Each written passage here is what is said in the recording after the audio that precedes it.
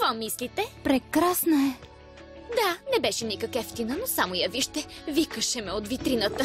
Купи ме, моля те. И разбира се, откликна на молбата. Колко благородно само. Смятам да бъда забелязана. Чух, че момчетата от червения фонтан са сладки. Момчета изобщо не ме интересуват. Тогава защо си облечена като истинска дива? Не е там въпросът. Отиваш на церемония, обличаш се подходящо. Как пък не? Съжалявам, но дали ще ме допуснат облечена така? О, Блум! Нямаше рокля ли? Няма проблем. За всичко има решение и в случая то се казва пазаруване.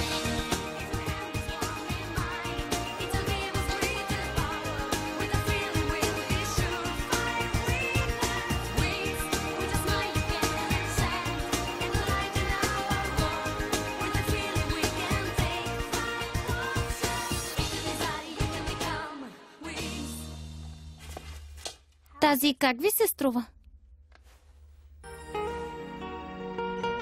Прекалено е скъпа. Аз ще я платя. Не, Стела, може да я обидиш. А сега какво? Ами, става малко късно. Да, трябва да се върнем в Алфея.